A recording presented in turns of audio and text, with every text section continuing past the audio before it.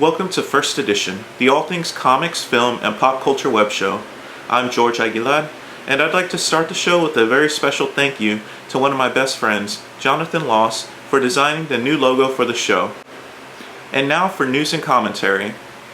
And in some news that left me gravely disappointed, DC Entertainment's Chief Creative Officer, Jeff Johns, stated that the DC film universe and DC television universe will stay separate. This was bad news for fans of Arrow star Stephen Amell, who wanted to see him star alongside Henry Cavill, Ben Affleck, and Gal Gadot in the upcoming Justice League film. Johns promises new and unique versions of these characters for the upcoming film, but I must say, I don't think this is the best choice for a few reasons.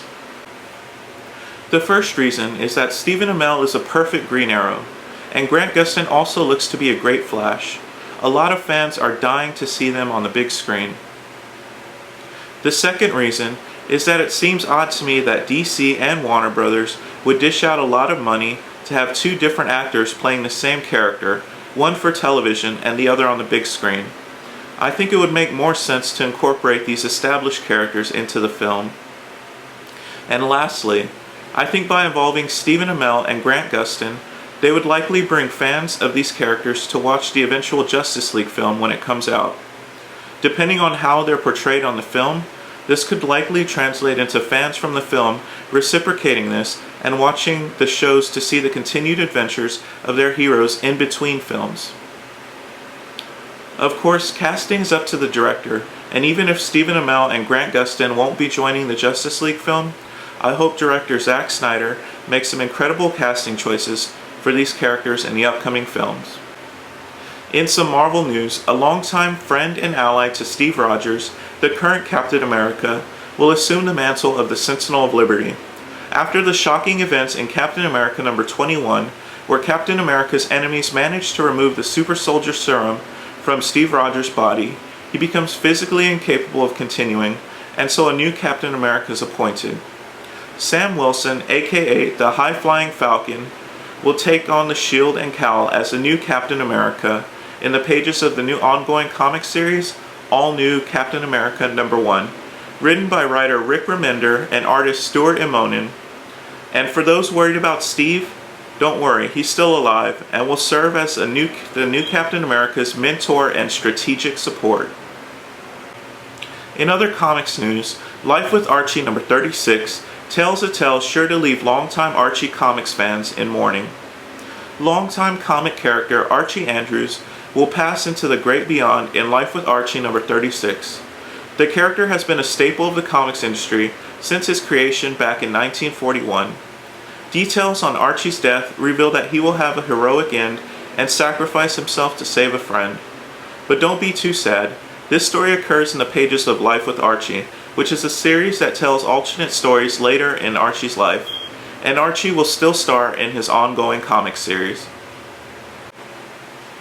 With the San Diego Comic-Con 2014 in full swing, comics news abounds, and we finally got our first high-resolution images of Gal Gadot as Wonder Woman for the upcoming Batman vs. Superman film, and I thought she looked perfect as the Amazonian warrior. I think she's going to make a great Wonder Woman, and I look forward to seeing her in the upcoming film. Batman vs. Superman will arrive in theaters May 6, 2016. While there were a lot of great reveals, the one I'm most excited for is the poster reveal for Avengers 2 Age of Ultron. This poster has been revealed slowly over the past week in pairs building to one massive connecting cover. The full cover reveal came Saturday and shows a team overwhelmed by a never-ending swarm of Ultrons. The coolest part of this reveal is that it gave fans a closer look at what to expect from new members Quicksilver and Scarlet Witch. With a glimpse of a certain android hero flying above the fray. Who could that be, you might ask? It is a glimpse of fan-favorite Avenger, the Vision. I was already excited for this film, and now I'm jumping out of my seat with excitement. Avengers Age of Ultron debuts May 1st, 2015. And now for comics reviews. I'd like to start with reviews of two comics from Second Sight Studios. The first is the horror comic Arisian #1. Arisian #1 is a horror comic written by Bradley Golden and Nick Philpott, with art from Ugur Sertselik. and Matt Santorelli, with a phenomenal cover illustration by Carlos Vila. The story follows a rescue team's efforts to find a team of explorers who went missing on a desolate mountain. What the team doesn't know is that there's something horrifying on the mountain waiting for them. Let me begin by saying I really enjoyed this comic. As a fan of creature horror, this book had it all, and I'm definitely looking forward to reading more. The script and story were spot on, and the art is fittingly dark and gritty. Vila's cover art is a perfect example of what to expect from the story. The creature design is exceedingly terrifying, and is something right out of a Lovecraftian tale. It's been a while since I've read a creature horror comic I enjoyed this much. If you're a fan of John Carpenter's The Thing and other creature horror, this comic is definitely worth your time. Check it out. The next offering from Second Sight Studios is the comic Leave on the Light. Leave on the Light is written by Bradley Golden with art by Tolan Tino. After a mother and child are viciously murdered, a veteran detective finds that this murder shares eerie similarities to an unsolved case from his past. Leave on the Light shines in its gory details and solid plot. Bradley's script is solid and combines elements of noir and horror in a gripping first chapter. Tino's photorealistic art and black and gray color scheme enhance this story and make for a grim and gritty reading experience. This issue ends on a cliffhanger that leaves you counting the days until the next issue comes out. If you're a fan of gritty horror mystery stories in the same vein as films like Seven and Saw, this story is right up your alley. Next up is the DC Special 75th Anniversary Edition of Detective Comics number 27. I was lucky enough to get a free copy at the local comic shop. This comic is a celebration of Batman with contribution from legendary creators from the past and present. The first story is a reprint of the original Detective Comics number 27 story, The Case of the Chemical Syndicate. This story was originally published back in May of 1939 and was written and illustrated by legendary creators Bill Finger and Bob Kane. It was great reading the original story for the first time. I loved the classic storytelling and illustrations. It was amazing reading the classic tale and considering how far this character has come in 75 years. This story was followed by a modern interpretation of the classic story by famed creators Brad Meltzer and Brian Hitch. While the modern interpretation was enjoyable, I would have rather had these two do an original story and expand on the Batman mythos instead of retread it. But their reimagining is also a worthwhile read. The next story in this anniversary issue is titled 27, from Scott Snyder and Sean Phillips. It was an interesting tale about a possible future where Batmans are recruited from alternate timelines to continue the never-ending fight for justice. I actually really enjoyed Phillips' art in this story. His dark and gritty noir style is perfect for Batman stories, and I'd actually enjoy seeing more of his work on Batman. Snyder's script and plot was intriguing as well, and I would love to see a possible ongoing series spun out of this story, possibly like a Spider-Verse type of comic, but with alternate versions of Batman. Lastly was a preview of a reimagining of Detective Comics number 27 for the book Batman, A Celebration of 75 Years from writer Brad Meltzer and graphic designer Chip Kidd. I didn't quite know what to think about this, just because they already reprinted the story and provided a modern version of the same story, and now they are reimagining it with what seems redundant because this anniversary already had something old and something new. But overall, this anniversary story was a great read that does justice to the Caped Crusader. I also read the Marvel Now released Cyclops number 2. This ongoing comic series is written by Greg Rucka with art from Russell Dodderman and cover art from Alexander Lozano, and features the X-Men's fearless leader and spins out of the pages of all new X-Men ongoing series. But this isn't the dark brooding Cyclops of late headlining this series. Instead, it's his time-displaced younger counterpart who is the star of this series. In its simplest form, this issue is a father and son tale, as a young Cyclops travels around the cosmos with his father Corsair. Unbeknownst to Cyclops, Corsair is hiding a secret from his son that could destroy them both. This was a fun read that any fan of Cyclops should enjoy. Rucka is known for finding the heart of his heroes, and I think he brings out the best in Cyclops and Corsair, as well as creating new and interesting worlds. Dodderman's art is also visually pleasing while never shorting the story, and complements Rucka's script. I also love Lozano's cover art that is highly detailed and stunning in its rendition of the two heroes of the story. I especially like the final action sequence that gives readers a glimpse of the Cyclops who will one day lead the X-Men. I'm actually very surprised it's taken so long for Cyclops to get an ongoing series, as he's been one of my favorite comic book heroes and a staple of the premier superhero team for ages. This was a solid read, and I look forward to reading more of young Cyclops' interstellar adventures. Next was The Walking Dead number 128. Written by Robert Kirkman and Charlie Adlard, Image's The Walking Dead number 128 continues directly from the previous issue's events. We've jumped 2 years into the future, a new group of survivors have been introduced, and we've caught up with Rick and the others. This issue offers even more insight into Rick's utopia, as we get to see his numerous leadership roles expanded. We also see Andrea's interrogation of Magna, Rick and Carl's challenging relationship, and lastly, potential trouble brewing with the new group of survivors. I also enjoyed the brief interaction between Carl and an incarcerated Negan. It was an interesting dynamic I hope is further developed in future issues. Kirkman's script is as solid as ever, and I'm wondering what is the next threat for these characters who have seen tragedy after tragedy. Adler's illustrations are also top-notch, and his consistency of quality work is definitely worth noting. My only criticisms of The Walking Dead are that they are always too short and I'm always wanting more. This issue is a great jumping on point for new readers. Another comic I read and loved was Enormous, the creature horror book from publisher 215 Inc., written by Tim Daniel with interior and cover art by Mehdi Chigor. What's interesting about this book is that it was originally released as an oversized graphic novel and is now an ongoing series. That suits me just fine, as I really love this book. The premise of this story follows a young woman trying to reach her ill mother after a cataclysmic event unleashed enormous mutated beasts onto the world. As a sucker for giant monster stories, this story was perfect for me. Daniel's script is spot on and action-packed, and the story moves at an incredible pace that never stops. Chigor's illustrations and cover art are hauntingly beautiful, and every page is filled with grisly detail. If you see this book on a shelf and you're a fan of giant monsters on a rampage, this book is for you. I also read DC Comics Superman number 32, which is written by the new Star creative team of Jeff Johns and John Romita Jr.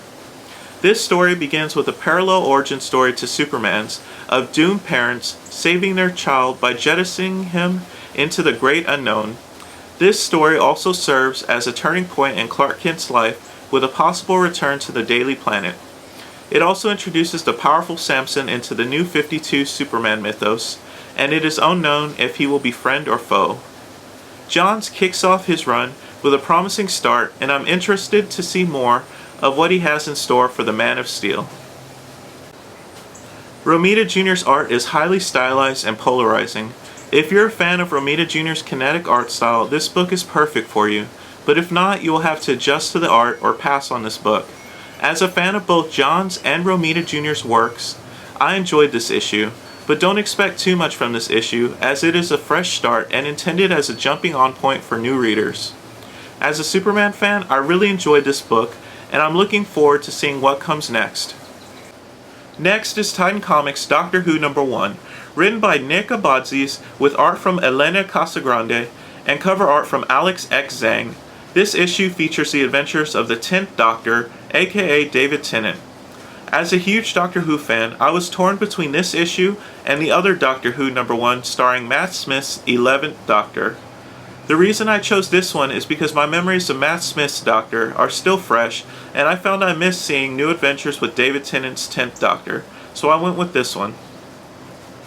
This story takes place after Donna Noble's tragic departure in the television series, and centers on the introduction of a young woman who is desperate to escape her critical family and mundane life. Q, our favorite time-traveling Time Lord, who is in her neck of the woods searching for a malicious alien who causes intense visions of terror in his victims. Let me begin by saying this was a fun comic that definitely evokes the 10th Doctor's humor and mannerisms. Abadzis crafts interesting characters and a family dynamic that leads readers to believe that the young female protagonist could very well be the Doctor's next companion. Abadzis also deserves credit for his spot-on characterization of the 10th Doctor, along with Casagrande's art, which is equally captivating and effective. This book was an enjoyable read that fans of the show should enjoy. Doctor Who fans unite and get this book. And now for another Cover the Cover. In this segment, I'll discuss a classic Batman cover. Batman number 184 was published back in September of 1966. This classic cover was illustrated by comic greats Carmine Infantino and Joe Giella. This iconic cover begs the question, where are Batman and Robin? I love this cover because of its unique format. While most covers show full-body renditions of the star characters in action, this cover has more of a classic movie poster style that I really enjoyed. The fantastic cover lettering is another highlight of this cover that I really enjoyed, as well as the bright color scheme. I especially love the expression on the faces of Batman and Robin. Lastly, my favorite aspect of this cover is its overarching classic 60s style Batman cover logo. It's huge and has a bright color scheme. This cover is really great because it is so deceptively simple, but is full of intrinsic details that draws the reader right in. And now, I'll end the show with the new top 5. In honor of Batman's 75th anniversary, I'd like to do a special Batman top 5. This top 5 is my personal favorite Batman stories countdown. Some glaring omissions will include Batman the Killing Joke, Batman Year One, and Batman Arkham Asylum. They're omitted because I haven't read them yet. Honorable mentions include the Batman Crimson Mist trilogy about our hero turned into a monstrous vampire, and Batman Hush, which is a mystery story that spans the Batman mythos, and Batman Rest in Peace, which is a massive storyline that leads to one of Batman's greatest battles and a new Batman assuming the mantle. Number 5 on the countdown is Batman A Death in the Family. Batman A Death in the Family is so important because it finally answered fans' long-time question of what would happen to Batman if his teammate and ward, Robin, was killed in action. Well, in the pages of Batman number 426 through 429, we were shown just that. This story was written by Jim Starlin, with art from Jim Aparo and covers from Mike Mignola. After Jason Todd had rubbed fans everywhere the wrong way, DC gave readers a chance to call in and vote on what would be the young Robin's fate. You can guess what fans decided when Jason Todd met a brutal end at the hands of Batman's greatest enemy, the Joker. This event caused Batman to spiral into a rage and depression, and it was at this moment that it was thought that Batman would cross a line he vowed never to cross and kill the Joker. This story would have ramifications for countless stories to come. Number 4 on my list is the Batman Nightfall series. Batman Nightfall was a massive storyline taking place over the core Batman titles, Batman issues 492 through 500, and Detective Comics number 659 through 666. This storyline was the creation of a small army of creators, from writers like Chuck Dixon, Joe Duffy, Alan Grant, Dennis O'Neil, and Doug Munch, to artists such as Jim Aparo, Eduardo Barreto, Jim Ballant, Brett Blevins, Tom Grummett, Barry Kitson, Klaus Janson, and many others. This storyline is so incredible because we see Batman defeated in a way that many thought he could never recover from. Supercriminal Bane sets a plan into motion that will bring him and Batman into a final confrontation. When Bane and Batman finally meet, a mentally and physically exhausted Batman is viciously defeated by Bane, and in what could have been a killing blow, he breaks Batman's back, leaving him a paraplegic. This story also introduces a new and more violent Batman to the world. This story is definitely a great read for any Bat fan, because it would impact the Caped Crusader for years to come. Number 3 on my list is Batman No Man's Land. The Batman No Man's Land storyline resulted from the fallout of the Cataclysm and Road to No Man's Land storylines. After a massive earthquake virtually cripples Gotham and it is declared a no man's land, Batman and his allies must unite to protect the city and people the world has turned its back on. Batman No Man's Land was created by another army of Bat creators, such as writers Jordan B. Gorfinkel, Chuck Dixon, Greg Rucka, Scott Beatty, Paul Dini, and artists Greg Land, Alex Maleev, Dale Eaglesham, Andy Kuhn, Phil Winslade, Mike Deodato, and many others. This huge storyline would encompass every major Bat book and would cross over with many other Bat family books. This story is so important because it reveals just how important the city of Gotham is, and not just to Batman but to countless citizens, heroes, and even villains. Along with the overarching story, there are plenty of other sub-stories that convey Batman and his allies at their finest, and villains such as the Joker and the Penguin at their lowest. Number 2 on my countdown is the storyline Batman Venom by writer Dennis O'Neil and artists Trevor Von Eden, Russell Braun, and with inks from Jose Luis Garcia Lopez. The story took place in the pages of Batman Legends of the Dark Knight series, in issues 16 through 20.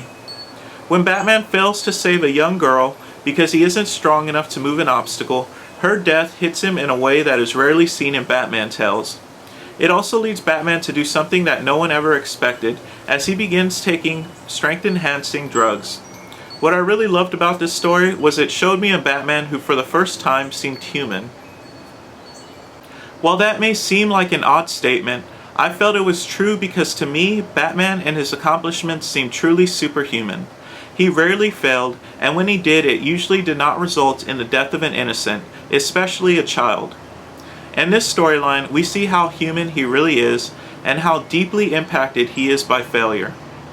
It was also an incredible story because you see what addiction does to Batman, and it is a horrible sight, made all the more incredible by his unstoppable recovery.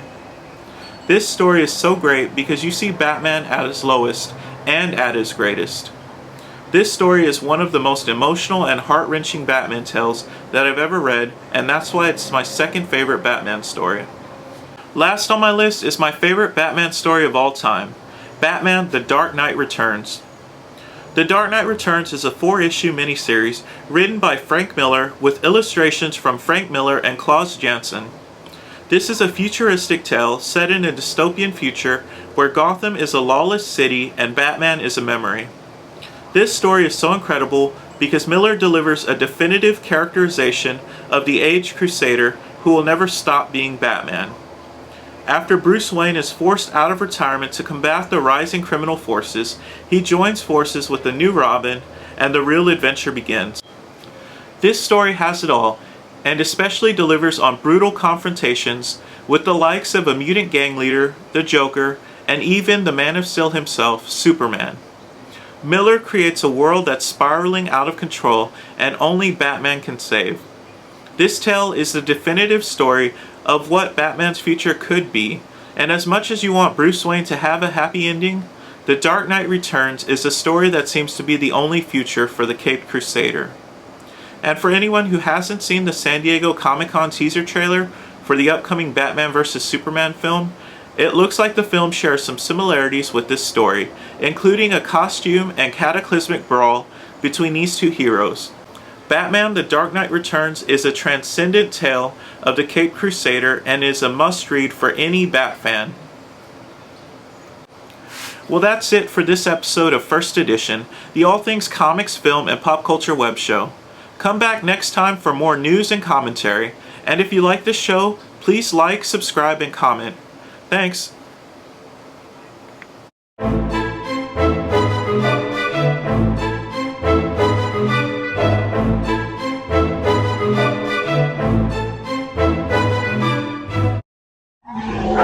Wow.